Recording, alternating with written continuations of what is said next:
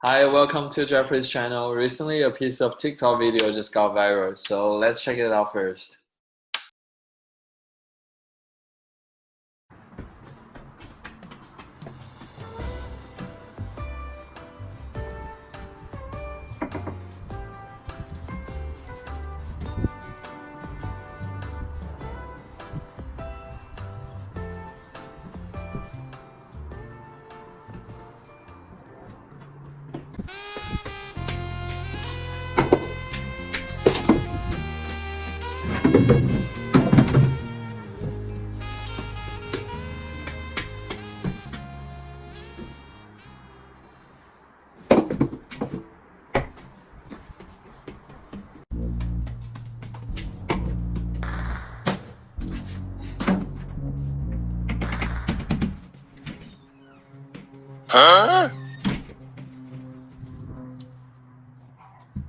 Nowadays, package delivery is related to everyone's life, and it's a huge business behind it.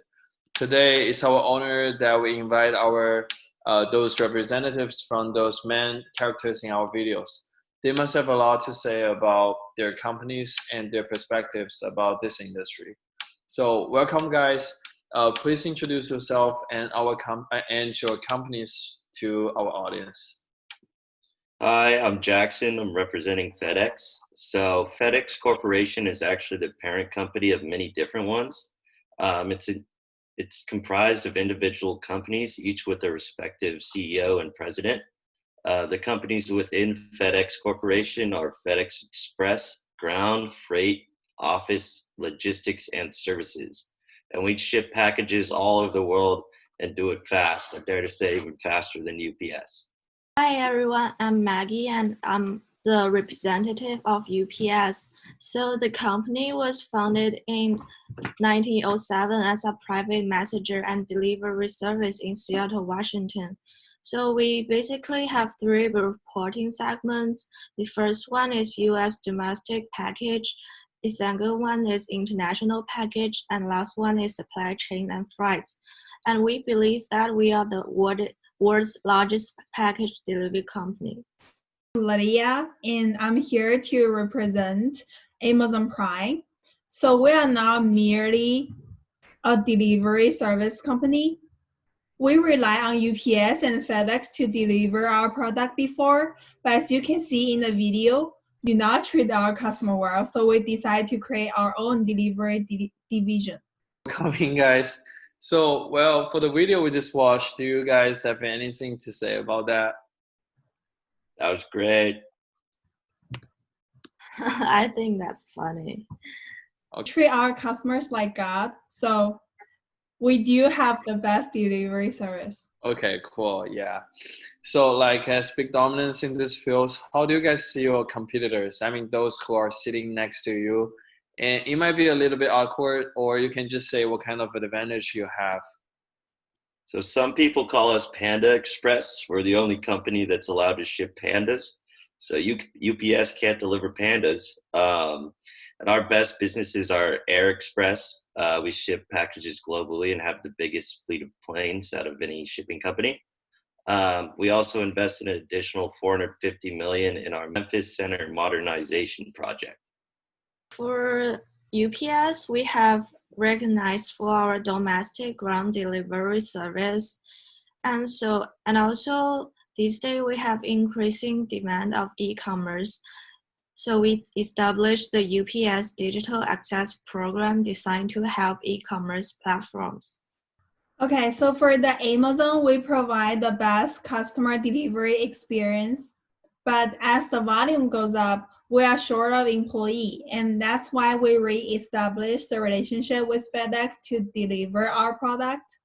We have also launched a delivery drones program that can deliver the product to our customer using drones within 30 minutes or less. Both UPS and FedEx had major acquisitions through the past 5 years. Could you please share a little bit about that and I mean what you have done and your purpose behind it? Yeah, so we bought TNT Express in 2016 to expand into the European market. They were a European ground shipping company.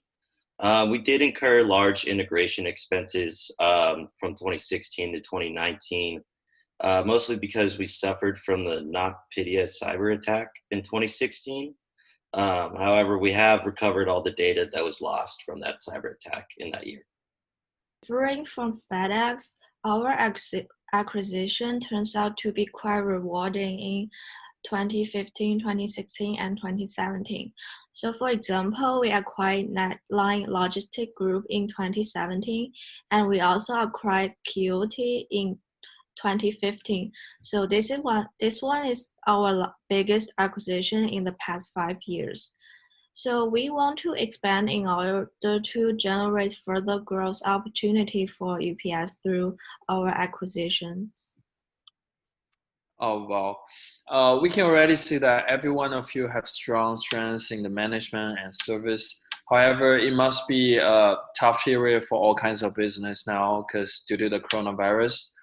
And do you guys face any trouble and how do you guys handle it? Yeah, I have to acknowledge that our employees have a heavier workload in 2020, but we're not planning on hiring more people just because the increase in volume is temporary. It'll also cost us more money in the long run to fire those people at the end of the pandemic if we hired them now. As for us, phishing attacks increased a lot in 2020, and hackers used our titles to send out tracking notification via texts towards our customers. However, these phishing attacks suffered the whole industry, not just for us. So for the Amazon, we decide to put our new business on hold or a new delivery service on hold because of the large increase in demand of the online shopping. We decide to just meet the demand first, and then we will decide what kind of new business we will launch in the following years. There are also strikes happening in this industry because employees they do not feel they get enough protection from the COVID-19. But again, it's just the whole thing is about the whole industry, not just about Amazon alone. That's really helpful. Our audience can't wait to know more details about your companies. Some of them has commented to me that they want to explain some details in your statement of cash flow. Like, as I noticed that both UPS and FedEx incur large MTM charges. Could you please explain that a little bit? Thank you. Yeah, so these charges aren't a big concern. They're non-operating expenses, and most of them are determined by an actuarial team.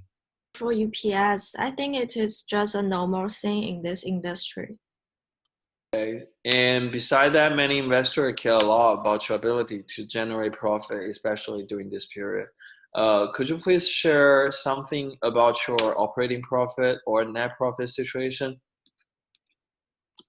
Yeah, so if you look at our growth, we're beating UPS constantly over the 5 years. Our operating profit has doubled since 2015. And then we did experience a small decline from 2018 to 2019. But the reason for this was salaries and employee benefits went up. And we also purchased a lot of new equipment. For UPS, if you look at the dollar amounts, so we actually win over FedEx. And we are also above the industry average, but FedEx is below it. So we do have a large drop in 2016.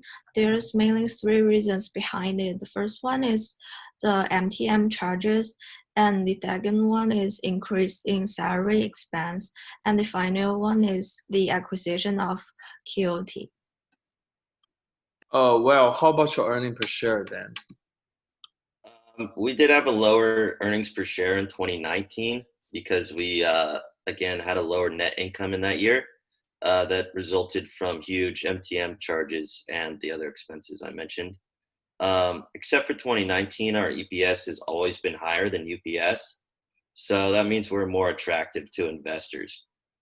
We did buy back 20 million shares in 2019, but UPS bought back even more, over 5 billion shares. So UPS may be trying to inflate their EPS. UPS is more real than FedEx. Don't be blind by the absolute amount. Just look at the percentage. We only buy back only 0.1% of stocks, but FedEx actually buy back 2.5% of stocks. And last year, after we added back our treasury stock, our stock only dropped 9 cents. It is obvious that we are more honest to the investors. Wow, that's very helpful. Thank you so much. And personally, as an investor, I have collected your debt ratios for the past years. And as we can see, your ratios have some apparent differences. Could you please explain that to our audience? Yeah, we definitely have a safer debt ratio than UPS. The increase in 2016 is due to buyback of shares and investments in PP&E. And then also the increase in 2019 is because of the increase in pension obligations.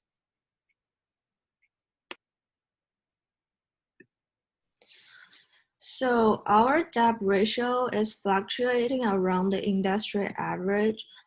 So although investors will think like our debt poses some risk to the business, but we actually have a strong balance sheet that is profitable and pays a dividend. So we have the ability to pay down debt. Okay. And last but not least, people do care a lot about your dividend situation. Could you please briefly introduce your dividend policy in the past years? Yeah, so we give out dividends, but it is a little bit less than UPS. Instead, we take that money and invest it into the company. So with that, we believe we're growing faster than UPS and we'll be able to catch up very soon. We have higher dividend yield. This is because we spend less on buying back our own stock and have more cash on hand to pay the investor. So that's saying that stockholders like to invest their money in our stock. Well, that's really helpful. Thank you for coming today. I believe our audience have learned a lot after watching our video today. And thank you for watching. Also, if you find our video helpful, please like and subscribe. See ya. 'Cause I've been thinking about forever, and I swear it's just you and me. It might take us forever, but I don't mind 'cause it's meant to be. Or are you scared of the thought of falling like raindrops in stormy weather? Well, I can hold you close to me through